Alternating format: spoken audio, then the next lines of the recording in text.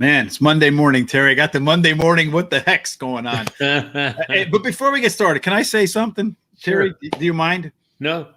Every time we do this show, not every time, but a lot of times when we're doing this show, for whatever reason, Sean does what I call the socializing. He puts the stuff on Facebook. He puts the stuff up on Twitter to let everybody know we're about to get started. And when we put it up on Facebook, people claim the show is theirs. I don't know if you've seen this or not, but there's a link that these people take. They claim ownership of our stream. Wow. Whoever's doing that, stop. Yeah. It's 100% original. It's our show. Why are you doing this? And then, because we keep getting these complaints from Facebook. Like it says, oh, there's 30 seconds or 45 seconds of show that is the same as another show. I don't know how that's possible because Terry and I do pretty much everything on the fly. Right. Right. I mean, it's live. If the earthquake came, man, you would see it. If someone broke through my prison window, or if I tried to escape, you'd see it as it happens in real time. So whoever's doing that, please cut it out. How was your weekend, Terry? It was pretty good. I mean, it was a long day Saturday. I really enjoyed it, though. Yesterday, I just kind of took it off and relaxed. I didn't do anything with horse racing. So, yeah, I did actually do something with some horse racing, and we'll talk about that in a minute because it kind of ties into what we're going to talk about. I don't know how they claim it, Tom, to be honest with you. We just get these messages that say that, someone's claiming ownership, and then there's like a link on the bottom that says to see more nature and beauty videos, click here. We're not even, I know I'm pretty and he's natural, Terry, but the fact of the matter is it's all our content, 100%. Yeah. But in any case, I just want people to stop that. But, we talk a little bit about you went away from horse racing yesterday, but on Saturday we did a lot. So a couple things that I want to kind of do today, a little bit different, is review a little bit of the weekend. So we had those big races, as you mentioned, at Saratoga. We also had the Pat O'Brien Stakes, Win and You're In. And then yesterday, Medina Spirit came back into Share Belief, wrote a nice story about that. But I think probably the funniest thing that happened all weekend, Terry, I think you probably even know where I'm going with this, right? I do, yeah. Yes, I know you know. So in the race, Ferenzi Fire decides he wants to bite the ear of the competitor. What did you think about that? I was like cracking up because, first of all, I was cracking up, but I also thought, oh, that's dangerous. I mean, they could go down. And then, I'd never seen that ever, but I do know from reading that that happened to Frenzy Fire where a horse named Where's She Now? Where's she going to let me go or whatever, did it to him. So maybe that's how come. Payback, yeah. Yes. Of course, if he had won, they would have, disqualified. They would have had to disqualify him. But pretty hilarious to me, though. Like I said on Saturday, look, the horse went on Mike Tyson. Yeah, I'm glad, though, that nobody got hurt, the horses or the jockeys, and it ended up the way it did. So I think that Friends of Fire would have won if he hadn't done that. Yeah, probably would have hurt your pick 4 too, your pick 6 too. You said, right? Yeah, it would have. Yeah. So Tom Carley says it's a result of perhaps how he was trained because never worked his horses in tandem. So if you watch the replay at the top of the stretch, head cocked to the right, then to the middle in the stretch, and then to the left. I just think he was mad at the other horse for beating him like Tyson. So you know what? I'm just going to chew on your ear because if I can't beat you, that's the way it is. Yep, that sounds right to me. 2 people fighting for elbow room. Absolutely right. Except you see a lot of those videos nowadays on Twitter. They're actually pretty bad. Yeah. This is something you brought up, Terry, on the weekend as well. You brought up after the race that you wished Whitmore would retire. You felt like that he had run his routes and that the time had come, and voila, they must have been listening to the show. I hope so, because I'm really glad they did that. It was time, and that horse is a classy horse. They don't need to run that horse anymore. So. Yeah, he looks kind of spent to me. So of the weekend races, Terry, which race did you think was the most impressive? Oh, actually the Essential Quality race. I thought that was really a hard race, and I was really amazed at the horse that ran second. I can't recall her name. Midnight Bourbon. Midnight Bourbon. I was really amazed at how hard that horse ran and pushed. But to me, that was probably the best one. I actually feel like that the Midnight Bourbon. I kind of feel bad for that horse because always fighting, always there, just doesn't seem to have that little bit of as they say, that it factor. I don't know if you got a chance. You said earlier that you didn't get a chance to watch Medina Spirit return yesterday. I wrote an article about how I felt like it was the wrong race to put him in because he had been running in grade 2s, grade 1s, went straight from maiden into the graded races. Now he's in a non-graded stake against a pretty nondescript field. And if he were to lose, it would just really make the fire burn for that horse. But he won. But I feel like the 4-horse might have gotten to that. But Rocky ruled one out and bumped him. And then the horse on the outside bumped him. And then he had to dive down towards the rail. So maybe the 4 might have gotten to him, which would have been a different story. Yeah, I think Essential Quality does have a very strong will, Tom. It's a tough horse, man. He don't want to give in. He'll give you an inch. You know what I'm saying, Terry? No, it's like Jake Paul in the ring. I love that horse. I actually love that horse. So. Yeah, it was very good. I like that horse a lot too. So it was a very good race, good weekend of racing. I thought we had a lot of fun on Saturday, as you mentioned, talking about the different races. And I know somebody who had a lot of fun on Sunday. Terry, do you think you know who that guy is? Yeah, the guy that won the Justin Mustera. Mm-hmm. Yeah, he 26 years old, was the youngest winner of this championship ever. So $750,000, pretty good to take home for picking a horse that I picked. Yeah, that's true. Yeah, but I guess he say it wasn't really one of his horses that he would have played normally, but he had to try to catch up. And I agree. You know, I said I didn't like some of these because they took long shots. Everybody did, but in the last couple of races, I don't see anything wrong with that. If you're behind and you need to catch up, yeah, then you should do it. I just don't think you should do it the whole handicap tournament. But I have a question for you, Terry. Yeah. I almost disagree with you on that because I feel like, in a sense, if the guy says to you, he admits it's not my top choice, right? Right. So under normal circumstances, he would not have picked that horse. Right. Correct? So is that really handicapping, or is that at that point I'm just trying to pick a horse that maybe has a shot to win so I can win? I don't consider that handicapping. I consider that covering your rear end, right? That's right. And that's, to me, is okay at the end, the last couple of races. But if you do that all 3 days and just pick long shots in every race because you want to get a big amount of money going, I don't think you can call it a handicap contest. Then you got to just call it a lucky pick contest. So, well, like your time came in. I was looking at the Excel sheet of all the bets that people made. So many of them 0, 0, 0, 0, 0, 0. So I think I have a suggestion, Terry, that can kind of meet them both ways. Okay. What you do is you don't let anybody know what anybody has, right? And you just make your bets so you don't know what anybody. So you're going to make your bets as if though you would have really made your bets, right? That way, and then at the end, when they reveal the what your total is, you know who won. So if you get a 0, like if you bang it, you bust out, they tap you on the shoulder, Rich, you got to go, right? You're at 0. And then the other people around, you have no idea what anybody else bet. You have no idea how much money they have at stake. That way, you're going to pick the horses you're going to pick, and that's it. And then you'll find out really who's the best handicapper. And, to me, it reminds me of, this is going to be a reference probably very few people get, but the Bassmasters Classic. Have you ever seen that, Terry?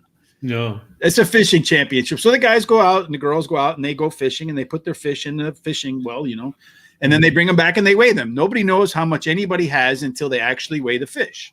Great. So this way, and I had a good friend of mine in the past, a good acquaintance, Kevin Worth, used to be on that. So they did the Bassmasters here in Chicago. I went to go watch it live.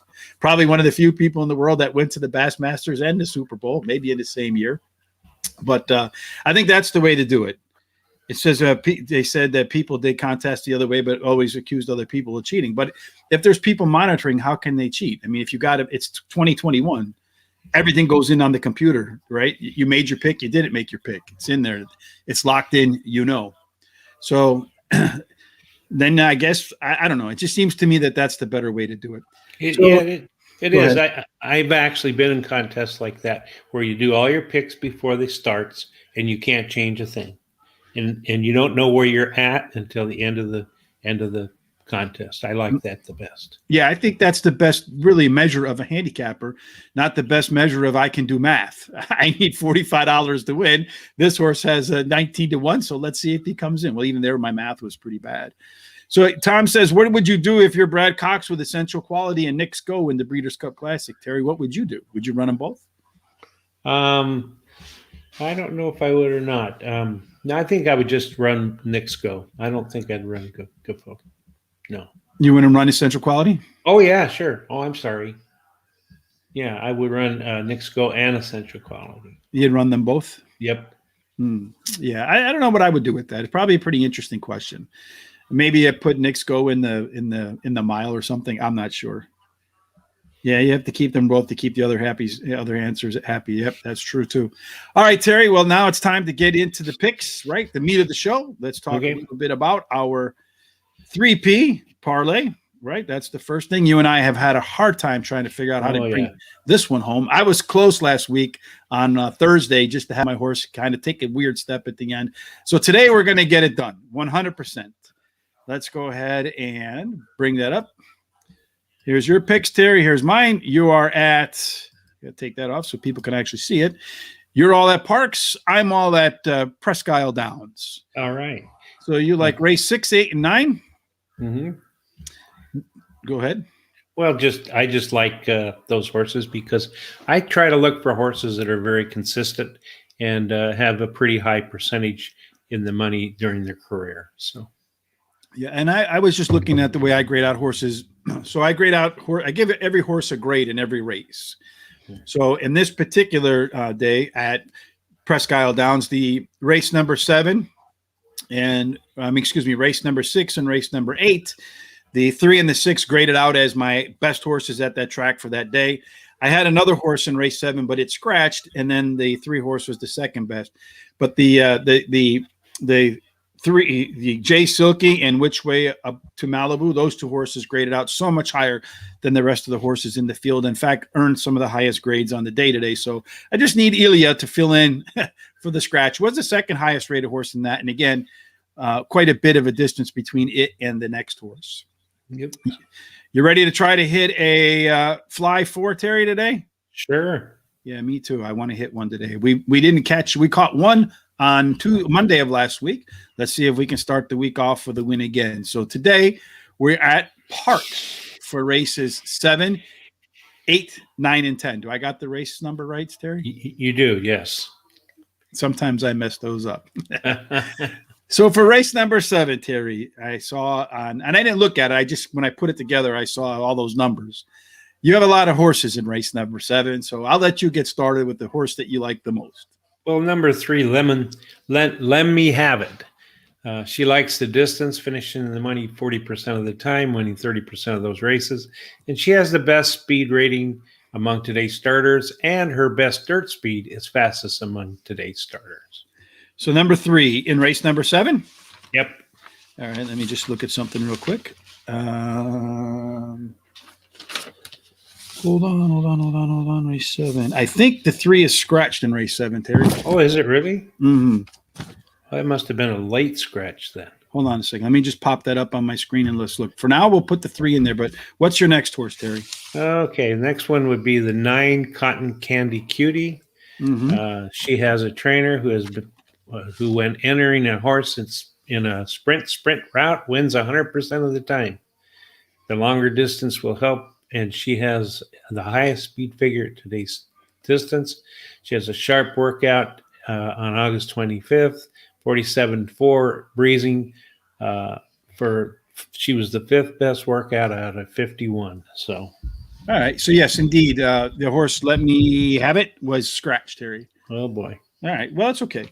And then what's for me? I like number 6. That is Dirty Bird. It gets a big jockey upgrade. And one of the things I looked at, all these races I think are around 1.70 miles on the main track. It's probably a good chance it's going to rain from that storm Ida that moved its way through Louisiana. I hope everybody down there is safe and healthy. But Dirty Bird also has a very good record on the off track. Has some of the best early, late, mid-pace figures. And again, at the 1.70 miles speed, a lot of them, I think over 30% of the winners go wire to wire. So I really put a lot of emphasis on horses that got a chance to get to the front. I think the 6 horse Dirty Bird has a chance to be on the front, and therefore I'm putting it in there. What do you think? Yeah, I think that's a good one. I like it too. You like any other ones? Yeah, I like the number 7, Floricia. She won her last race at Parx easily, and she's finished in the money 4 out of 7 times this year. She's won 33% of at today's distance. Is that one you want to lock in, Terry? No, I don't need to lock that one in. Well, we'll put it in because I feel like we're going to have a couple of races where we won't have that many horses in there. One last for me, I like Little Miss Hotspot. Just needs to run back a race. The last time it raced at Parx, won by 5 3/4 lengths on the lead, gets the rail, should be able to get towards the front again. And if it can stay out front, it can repeat that race it did 2 back and go wire to wire. What do you think about that? Yeah, I like that one. It's my 3rd pick. And she drops in class today and has the highest speed figure at today's distance. And I think her early running style will help her chances. She should improve at the shorter distance. I agree with you. So do you want to go anywhere else? I had one more horse that we look at. We'll put it up here just for case later on. I also like the 8 horse, but if we have money to spend, maybe we'll put the 8 horse in there. Okay. Race number 8. I want to start with the 3 horse. Spirit Special won the last by 5. Horses that run a big race usually follow it up with a big race. So I'm expecting some more out of this horse in its second start here. And I also think that when you look at the pace figures, again, another horse that should be one that challenges the early pace and has a chance to go wire to wire, which is a good way to win at Parx at 1.70 miles. Yeah, I like that horse. That's my 3rd choice. Has won 19% of his career starts, and he's got the best dirt speed among today's starters. Okay, I'm sorry. That's supposed to be the 3. Rich doesn't know what he's doing today. All right, Terry, where are you going next? Number 10, Diamond Setter. He has a high percentage trainer, Jamie Ness. He has the highest speed figure at today's distance, and his best dirt speed is fastest among today's starters. He has a hot trainer jockey combo who in the last 14 days have won 50% of their starts. Well, you mentioned Jamie Ness and the trainer and the trainer and the jockey Ruben Silvera. When you look at those two, they win at Jamie Ness wins at like 35%. Ruben wins at 25%. You put them together and they win at 37%. I don't know how that math works, Terry, but apparently they're like Mick and Keith. On their own, they're good, but when you put them together, they're the Rolling Stones. So let's go ahead and put Diamond Setter in there. I like a long shot in here, Terry. Number 1, Dangerfield, dropping in class and did face Diamond Setter on October 26th, but was forced wide the entire race. On that day, the bettors thought Dangerfield was the better horse because it was 5-2 compared to 6-1 for Diamond Setter. I feel like the inside rail should help Dangerfield. Does have some early pace, and it's a long shot. So I mean, we've been getting beat by some shots, Terry. So I want to put this one in there. I'm locking in the 1 horse. You don't have anything to say, my friend? Yeah, I really like the 1 horse also. He switches to jockey Frankie Pennington, who in the last 7 days has 17 mounts, 6 wins in 6 seconds, drops in class today, and he likes the distance. Anything else you want to add here? Did we talk about number 3, Spirit Special? Yes, that was the first one we put in. Oh, okay. No, that's fine then. Okay, because I noticed in your other one you had, I think maybe it's a different. Number 5, Legal Gump. Because he drops in class today, has a high percentage trainer, Lewis Linder. His early speed running style would help his chances, and the trainer in the last 14 days, 3 mounts, 2 wins in a second. So let's put him off to the side because otherwise we're going to be pretty top heavy, and we got a last race that we want to win, Terry. Otherwise, we might not make it home. Race number 9. I think we both agree we'll probably start with the 4 horse, right? Yeah, he looks good to me. All right, yeah, he'll be the heavy favorite for sure. He looks like the best horse in the field. Again, you get Jamie Ness and Ruben Silvera again. This horse is 6 for 15 at Parx. Take it away from Parx, 4 of 18 in the winner's circle. So absolutely a horse for the course. Is there any other horse you like here, Terry? I like the 7, Pubulus Sirius. Drops in class today and has won 2 out of 5 races this year. But I'm just lukewarm on that. Well, I'm not lukewarm on the 7 horse because he's got some killer late pace numbers relative to everybody else. And then this horse is coming from so, Terry, from dealing with me a lot, I hate the small track to the big track angle. So a horse going from like Delaware to Belmont or to Saratoga or something like that. But I absolutely love the horse coming from the big track to the small track. This horse is coming from the I think ran some in New York, some out in Del Mar at the California circuit. So I think he's actually going to perform much better here against much lighter competition than he's used to facing. Another horse I was considering in here was the 6 horse. Any others that you had on your radar? Yeah, the 5 really scares me. Drops in class today and has the best buyer number in the race, 100. And he switches to jockey Frankie Pennington. And he's returning to dirt, which I think is better for him. Do you want to put you want to put him in here? Or you want to wait to see if what we have in the next spot? Let's put him on the side and see what we have at the end. All right. So race number 10. Where do you want to start? Okay, number 8, Mondays with Mike. Mm-hmm. He ran 3rd in 3 races in a row and switches to a high percentage jockey, Ruben Silveira. He likes the distance, finishing in the money 80% of the time, winning 20% of those races. He's finished in the money 72% of the time during this year, and he's won 18% of those races. Mm-hmm. Okay, that was my top pick as well. Okay. For me, I want to go with the next horse. I'm going to go with number 7, Green Growth. I think the horse could be one of the pace setters. And again, I feel like early pace is going to be a big part of which horse actually wins all of these races in the pick 4.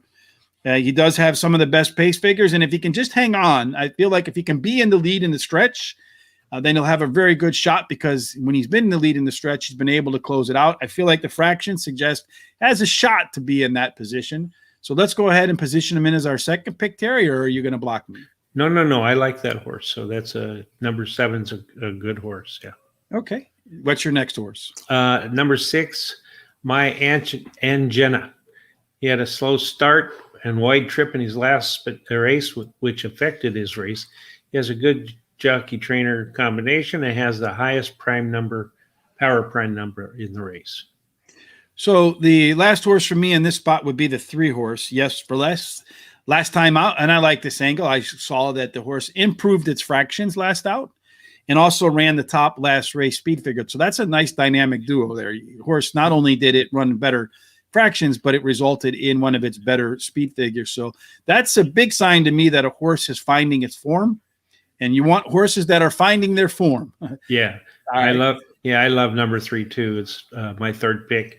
It has the best dirt speed among today's starters, and it ran 2nd in its last race. So, okay, so right now we have $1,648. Again, it seems like that's where we like to always start, Terry. So, yeah, where do you want to go? Do you want to get the 8 in the first race? Do you want to put the 5 in the race number 8, or do you want to add something to the 4 and 7 in race number 9? Let's stick the 8 in the first leg so that we have a better chance of getting through to the next leg. All right. So now that gets us to 15 times 4, 60, right? Is that right? Yep. No, hold on. Yeah, 15 times 4, 60.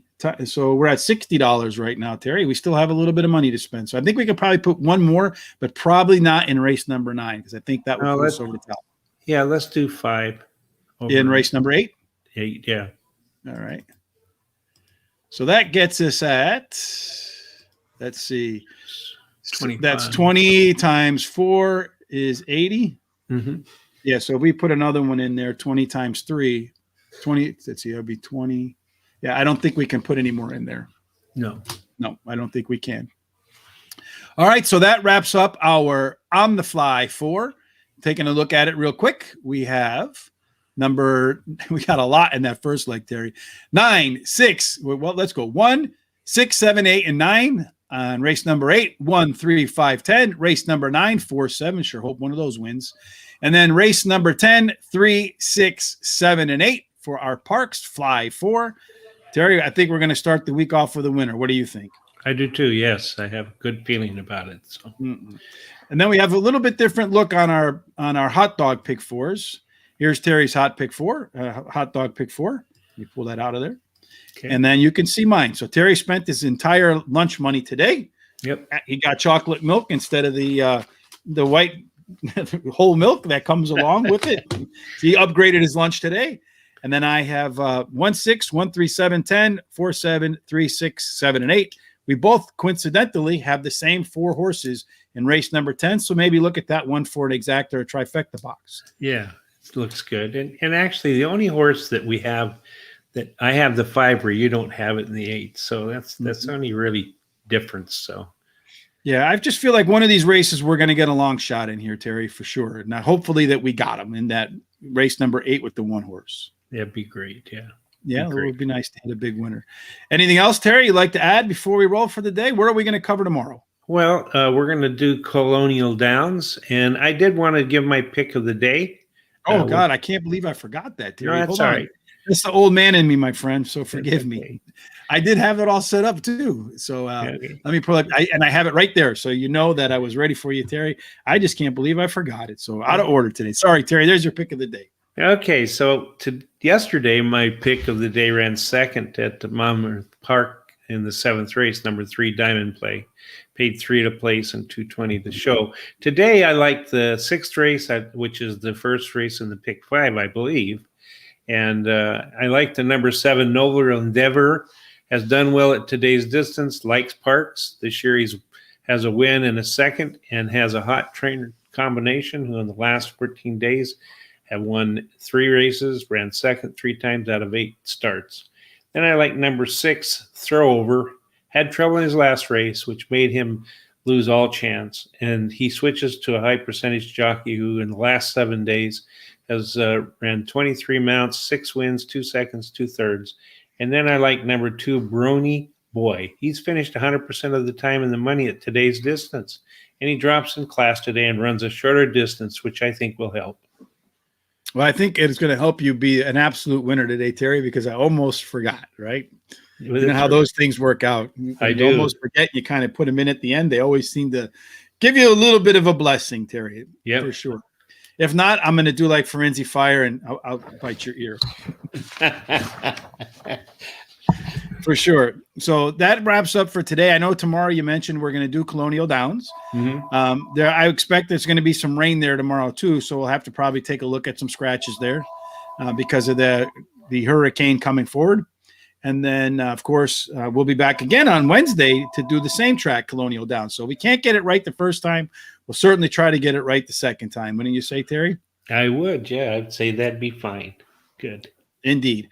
All right, folks, thanks for joining us today. If you haven't done it already, if it's new to you, just go down there and hit that subscribe button on YouTube, or you can follow us on Facebook or Twitter at Racing Radar, or even better yet, head on over to the horseracingradar.com website. Make sure you enter our contest on Friday, Saturday, and Sunday. The Friday and Saturday contests are $50 to the winner. The Saturday contest is $100 to the winner. And of course, all 3 of them are free, right? That's right. Yep. And then on Saturday, we do some live analysis for every race. We talk about every horse, every sort of pace setup that you can imagine at the track, post bias, the surface and distance bias. So it's really quite a long show, but fun, right, Terry? It is, yeah. I enjoyed it Saturday. It was really good. So, all right, Terry, I enjoyed this Monday morning with you, and look forward to Tuesday morning. Well, it's afternoon now for most folks. Tuesday afternoon, where we'll cover Colonial Downs until we meet again in 23 hours and 30 minutes, everybody, as always. Good luck at the races, and may all of your bets end up in the winner's circle.